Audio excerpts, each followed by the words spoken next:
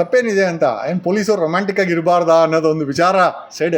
ಅದು ರೊಮ್ಯಾಂಟಿಕ್ ಆಗಿ ಇರಬೇಕು. ಅದು ಮನೆಯಲ್ಲಿ ಇದ್ದರೆ ಉತ್ತಮ, ಬೀದಿನಲ್ಲಿ ಇದ್ದರೆ ಈ ಥರ ಎಲ್ಲ ಸಮಸ್ಯೆಗಳಾಗತ್ತೆ. ಕಳೆದ 5-6 ತಿಂಗಳಲ್ಲಿ ಪೊಲೀಸ್ ಇಲಾಖೆಯಲ್ಲಿ ನಡೀತಾ ಇರುವಂಥ ಘಟನೆಗಳನ್ನು ನಾವು ಅದನ್ನು ನೋಡ್ತಾ ಹೋಯ್ತು ಅಂತಂದರೆ ಇದು ಕರ್ನಾಟಕ ಪೊಲೀಸ್ ಇಲಾಖೆನ ಅಥವಾ ಪೋಲಿಗಳ ಇಲಾಖೆನ ಅಂತಂದ್ರೆ ನಮಗೆ ಒಂದು ಡೌಟ್ ಕ್ರಿಯೇಟ್ ಆಗುತ್ತೆ. ಯಾಕೆ ಈ ಪೋಲಿಗಳು ಅಂತ ನಾನು ಹೇಳೋಕ್ಕೆ ನನಗೇನು ಸಮಸ್ಯೆ ಏನಿಲ್ಲ.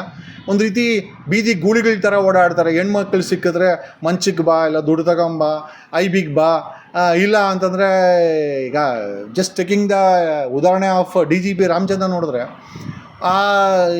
ಪೊಲೀಸ್ ಇಲಾಖೆ ಏನು ಕಾಮಿಗಳ ಕೈಯಲ್ಲಿದೆಯಾ ಅಂತ. ಅಂದರೆ ಪೊಲೀಸ್ ಇಲಾಖೆ ವರಿಷ್ಠರು ಕಾಮಿಗಳಾಗ್ಬಿಟ್ರೆ ಏನಾಗ್ತದೆ? ಈಗ DGP ರಾಮಚಂದ್ರನ ವಿಚಾರ ನೋಡಿದ್ರೆ ಯಾವುದೋ ಹಳೆ ವಿಡಿಯೋ ಅಂತಂದರು. ಮೊನ್ನೆ ಇನ್ವೆಸ್ಟಿಗೇಷನು ಮತ್ತು ಫಾರೆನ್ಸಿಕ್ಕು ಕನ್ಫರ್ಮ್ ಮಾಡಿದೆ ಎಲ್ಲ ಜೆನ್ಯೂನ್ ವಿಡಿಯೋಗಳು ಅಂತ. ನಿಜವಾಗ್ಲೂ ಇವ್ರುಗಳಿಗೆ ನಾಚಿಕೆ ಮಾನ ಮರ್ಯಾದೆ ಏನಾದರೂ ಇದೆಯಾ ಇಲ್ವಾ? ಆಮೇಲೆ ದ ಪ್ರೊಟೆಕ್ಟರ್ಸ್ ಬಿಕಮ್ ಪ್ರಿಡೇಟರ್ಸ್. ಅಂದರೆ ಸಂರಕ್ಷಣೆ ಮಾಡಬೇಕಾದಂಥವ್ರೆ ಬೇಟೆ ಆಡೋಕ್ಕೆ ಶುರು ಹಚ್ಕೊಂಬಿಟ್ರೆ ಇವತ್ತು ಯಾರಾದರೂ ಏನಾದರೂ ಐ ಥಿಂಕ್ ಮೊಲೆಸ್ಟೇಷನ್ನು ರೇಪೋ ಆಯಿತು ಅಂತಂದರೆ ಪೊಲೀಸ್ ಠಾಣೆಗೆ ಹೋಗಿ ನಾವು ಕಂಪ್ಲೇಂಟ್ ಕೊಡಬೇಕಾದಂಥ ಸಮಯದಲ್ಲಿ ಪೊಲೀಸರೇ ಪೋಲಿಗಳ ರೀತಿಯಲ್ಲಿ, ಅದು ಒಂದೆರಡಲ್ಲ. ಈಗ ನೋಡಿ, ಅವನು DJ ಹಳ್ಳಿನಲ್ಲಿ ಲಾಡಿ ಬಿಚ್ಕೊಂಡು ಅವನು ಏನು ಮಾಡಿ ಅವನು ಕೂಡ ಸಸ್ಪೆಂಡ್ ಆದ. ಸುನೀಲ್ ಅಂದ್ಕೊತೀನಿ, ಇನ್ಸ್ಪೆಕ್ಟರ್ ಸುನೀಲ್ ಇರಬೇಕು ಮೋಸ್ಟ್ಲಿ. ಅವನು ಸಸ್ಪೆಂಡ್ ಆಗಿದ್ದು ವಿಚಾರದಿಂದ ಶುರುವಾಗಿದ್ದು. DGP ರಾಮಚಂದ್ರ ಅಂತೂ ಪೊಲೀಸ್ ಇಲಾಖೆಯಲ್ಲಿ ವರಿಷ್ಠರು ಕೂಡ ಪೊಲೀಸ್ ಇಲಾಖೆಯ ಚೇಂಬರ್ಗಳನ್ನು ಕಾಮದ ಚೇಂಬರಾಗಿ ಮಾಡಿದ್ದಾನೆ ಅಂತ DGP ರಾಮಚಂದ್ರ ಪ್ರೂವ್ ಮಾಡ್ದ. ಈಗ ತದನಂತರ ಐ ಥಿಂಕ್ ಮಂಗಳೂರಿನ ಮೂಡುಬಿದಿರೆ ಇನ್ಸ್ಪೆಕ್ಟ್ರು ಸಂದೇಶ ಸುಳ್ಳು ಕೇಸನ್ನು ಮಾಡೋದು, ಸುಳ್ಳು ರೌಡಿ ಶೀಟ್ರ್ಗಳನ್ನು ಹಾಕೋದು, ಗಂಡಂದ್ರ ಮೇಲೆ ಹಾಕೋದು, ಹೆಂಡ್ತಿನ IBನ ಕಳೆಯೋದು. IBಗೆ ಬಾ, ಇಲ್ಲ ಅಂದರೆ 25 ಲಕ್ಷ ತಗೊಂಬ, ಇಲ್ಲ ಮಂಚದ ಬಂದು ಮಲ್ಕೊಂಬ. ಹಂಗಾರೆ ಇವ್ರುಗಳಿಗೆ ಗೂಳಿಗಳಿಗೂ ಮತ್ತು ಈ ಬೀದಿನಲ್ಲಿ ಸುತ್ತ ಆಡೋವಂಥ ನಾಯಿಗಳಿಗೂ ಮತ್ತು ನಾವು ಮನುಷ್ಯರಾಗಿರೋರ್ಗೇನು ವ್ಯತ್ಯಾಸ ಇಲ್ವಾ? ಕ್ರೈಮನ್ನು ಪ್ರಿವೆಂಟ್ ಮಾಡಬೇಕಾದಂಥ ಪೊಲೀಸರು ಈ ರೀತಿ ಪೋಲಿಗಳಾಗ್ತಾ ಇರೋದು. ಈಗ ಇದೆಲ್ಲ ದಿನಕ್ಕೆ ಇದೆಲ್ಲ ಬರ್ತಾ ಇರೋದಂದರೆ ಪೊಲೀಸ್ ಇಲಾಖೆ ಮುಜುಗರದಲ್ಲಿ ಐ ಥಿಂಕ್ ಮುಜುಗರಕ್ಕೆ ಇವರೆಲ್ಲ ಐ ಥಿಂಕ್ ದಾರಿ ಮಾಡಿಕೊಡ್ತಾ ಇದ್ದಾರೆ. ಈ ನಿಟ್ಟಿನಲ್ಲಿ ಐ ಥಿಂಕ್ ಕಾಣನ್ಕುಂಟೆ ಪಾಪಣನೋ ಅಥವಾ ರೊಮ್ಯಾಂಟಿಕ್ ಅಣ್ಣನೋ ಅಲ್ಲ. ಪಾಪಣ, ನಾನು ನಿಜವಾಗ್ಲೂ ಇದನ್ನು ನಿಮ್ಮ ಮನೆಯಲ್ಲಿ ಮಾಡಿದ್ರೆ ಚೆನ್ನಾಗಿರ್ತಾ ಇತ್ತು. ಅಟ್ಲೀಸ್ಟ್ ಮನೆಯವರಾದರೂ ಖುಷಿ ಆಗ್ತಾಯಿದ್ರು. ಹೋಗಿ ಯಶಸ್ವಿನಿ ಗೌಡ ಜೊತೆ ಇದನ್ನು ಮಾಡಿ ಅದನ್ನು ರೆಕಾರ್ಡ್ ಮಾಡಿ ಬೀದಿಗೆ ತಗೊಂಬಂದು. ಬಟ್ ಪ್ರಶ್ನೆ ಏನಪ್ಪ ಅಂತಂದರೆ, ಎಷ್ಟು ಜನರನ್ನ ಸಸ್ಪೆಂಡ್ ಮಾಡ್ತಾರೆ ಪೊಲೀಸ್ ಇಲಾಖೆಯಲ್ಲಿ ಪ್ರತಿದಿನ? ಸಸ್ಪೆಂಡು, ಜೈಲು, ಅರೆಸ್ಟು, ಇಲ್ಲ CID ತನಿಖೆ, ಎಷ್ಟು ಜನರ ಮೇಲೆ ಮಾಡ್ತಾರೆ? ಈ ಪೊಲೀಸ್ ಇಲಾಖೆಯನ್ನು ಒಂದು ಅದ್ಬಸ್ತ್ ಮಾಡೋವಂಥ ಕೆಲಸವನ್ನು ಸರ್ಕಾರ, ಹೋಮ್ ಮಿನಿಸ್ಟ್ರು, DGP ಮಾಡದೆ ಐ ಥಿಂಕ್ ಇದೆಲ್ಲ ಯಾವುದೂ ನಿಲ್ಲಲ್ಲ. ಇದು ನಿಲ್ಲಬೇಕಾಗಿದೆ. ಪ್ರತಿದಿನ ಇದನ್ನು ಮಾಡ್ತಾ ಹೋಯ್ತು ಅಂತಂದರೆ, ಈಗ ಆಕೆನೇ ಹೇಳೋ ಪ್ರಕಾರ ಆಕೆ ಮೇಲೆ ರೌಡಿ ಶೀಟ್ರ್ ಇದೆ ಅಂತ. ಈಗ ಒಂದು ರೌಡಿ ಶೀಟ್ರ್ ಮಾಡಿ, ಈಗ ಮೂಡುಬಿದಿರೆ ವಿಚಾರದಲ್ಲಿ ಗಂಡನ ರೌಡಿ ಶೀಟ್ರ್ ಮಾಡೋದು, ಹೆಂಡ್ತಿನ ಮಂಚೆ ಕರಿಯೋದು. ಇಲ್ಲಿ ಯಶಸ್ವಿನಿ ಗೌಡ್ರ ಮೇಲೆ ಐ ಥಿಂಕ್ ರೌಡಿ ಶೀಟ್ರ್ ಮಾಡಿ ಚಿನ್ನು ಪನ್ನು ಮನ್ನು ಎಲ್ಲ ನಮಗೆ ಅರ್ಥ ಆಗಲ್ಲ. ಇವ್ರುಗಳು ನಿಜವಾಗ್ಲೂ ಸಮಾಜಕ್ಕೆ ಏನು ಮೆಸೇಜ್ ಕೊಡ್ತಾ ಇದ್ದಾರೆ? ಛೀ ಅಂತ ಉಗಿಸ್ಕೊಳೋ ಅಂಥ ಕಾಲ, ಅಥವಾ ಜನ ನಿಮ್ಮನ್ನು ರೊಚ್ಚಿಗೆ ಎದ್ದೇಳೋ ಕಾಲ ದೂರ ಇಲ್ಲ ಅಂತ ಹೇಳುತ್ತಾ ಐ ಥಿಂಕ್ ಇವ್ರುಗಳು ನನಗೆ ಅನಿಸಿದ್ದು 90% ಇವತ್ತು ಪೊಲೀಸ್ ಇಲಾಖೆಯಲ್ಲಿ ಪೋಲಿಗಳೇ ತುಂಬಿದ್ದಾರೆ, ಕ್ರಿಮಿನಲ್ಗಳೇ ತುಂಬಿದ್ದಾರೆ.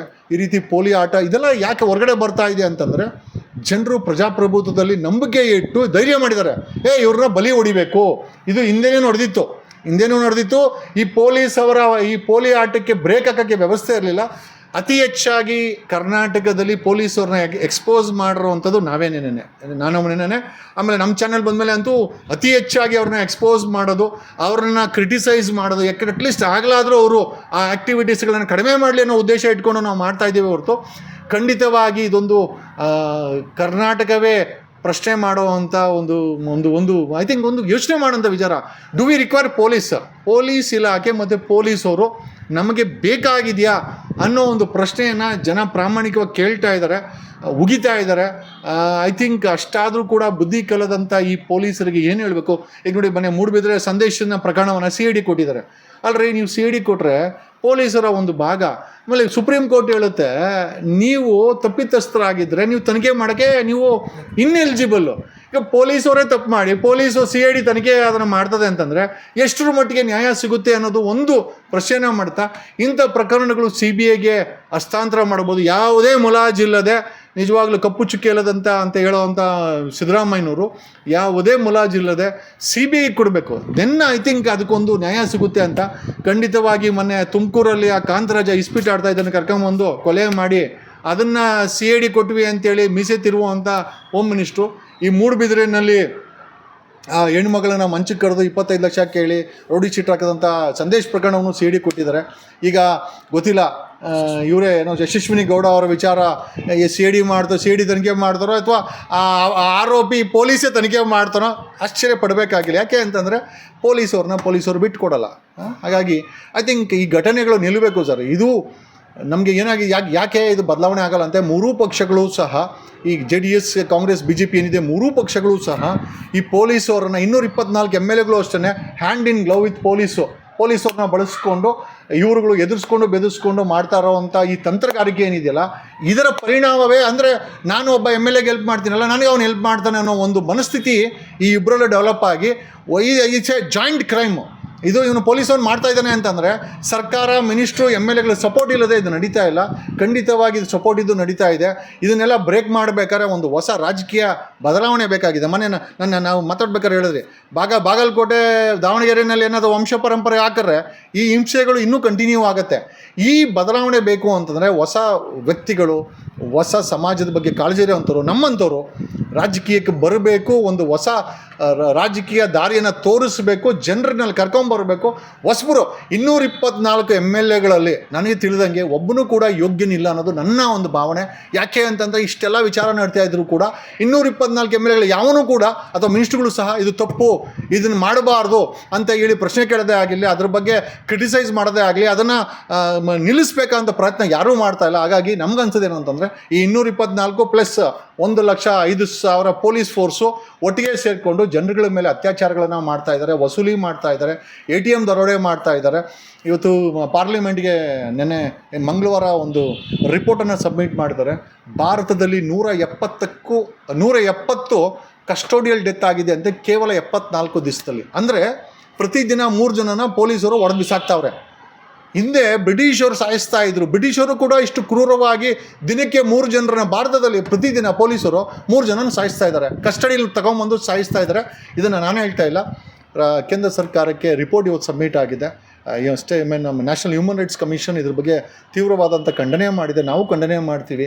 ಅಲ್ರಿ, ಹೋದ ವರ್ಷ 160 ಜನ ಎಂಟೈರ್ ವರ್ಷ, ಇವತ್ತು ಈ ವರ್ಷ ಕೇವಲ 2.5 ತಿಂಗಳಾಗಿದೆ. 2.5 ತಿಂಗಳಲ್ಲಿ 170ಕ್ಕೂ ಹೆಚ್ಚು ವ್ಯಕ್ತಿಗಳನ್ನು ಇವರು ಮರ್ಡರ್ ಮಾಡಿದ್ದಾರೆ, ಕಸ್ಟೋಡಿಯಲ್ ಡೆತ್ ಮಾಡಿದ್ದಾರೆ, ಕೊಲೆ ಮಾಡಿದ್ದಾರೆ.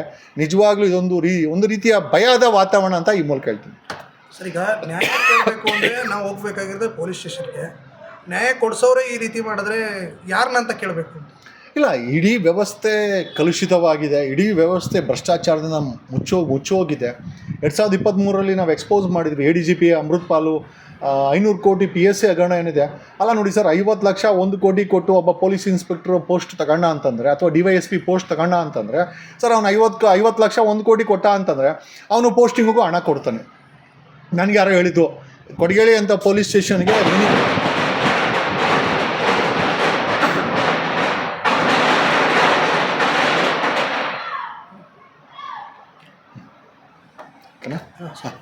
ಅಲ್ಲ, ನಮ್ಗೆ ಯಾರು ಹೇಳಿದ್ದು ಅಂತಂದರೆ, ಈಗ ಅಪಾಯಿಂಟ್ಮೆಂಟ್ಗೆ ಹಣ, ಪೋಸ್ಟಿಂಗಿಗೆ ಹಣ, ಟ್ರಾನ್ಸ್ಫರ್ಗೆ ಹಣ, ಪ್ರಮೋಷನ್ಗೆ ಹಣ, ಎಲ್ಲ ಕಡೆ ಭ್ರಷ್ಟಾಚಾರ. ಹಣ ಕೊಟ್ಟು ಅಪಾಯಿಂಟ್ಮೆಂಟು, ಹಣ ಕೊಟ್ಟು ಪೋಸ್ಟಿಂಗು, ಹಣ ಕೊಟ್ಟು ಟ್ರಾನ್ಸ್ಫರು, ಹಣ ಕೊಟ್ಟು ಪ್ರಮೋಷನ್ ತೊಗೊಳೋವಂಥ ಈ ಪೊಲೀಸ್ ವ್ಯವಸ್ಥೆಯಲ್ಲಿ ಅಥವಾ ಸರ್ಕಾರಿ ಅಧಿಕಾರಿಗಳ ವ್ಯವಸ್ಥೆಯಲ್ಲಿ ಸರ್ ಜನರು ಆ್ಯಕ್ಚುಲಿ ವಿಕ್ಟಿಮ್ಸ್ ಆಗ್ತಾ ಇರೋದು. ಆಮೇಲೆ ಎಲ್ಲಿ ಹೋಗೋದು? ಆಮೇಲೆ ಇದನ್ನೆಲ್ಲ ತಡಿಬೇಕಾದಂಥ ಸರ್ಕಾರ ಒಂದು ಸ್ಟೇಟ್ಮೆಂಟ್ ಕೊಡಲ್ಲ. ಅಂದರೆ ಸರ್ಕಾರಕ್ಕೂ ಮತ್ತು ಈ ಭ್ರಷ್ಟ ಪೊಲೀಸರಿಗೂ ಎಲ್ಲೋ ಒಂದು ಕಡೆ ಅಂಡರ್ಸ್ಟ್ಯಾಂಡಿಂಗ್ ಇದೆ, ಅಂಡರ್ಸ್ಟ್ಯಾಂಡಿಂಗಲ್ಲಿ ಇದು ನಡೀತಾ ಇದೆ ಅಂತ ನಮಗೆಲ್ಲ ಅನ್ನಿಸ್ತಾ ಇದೆ.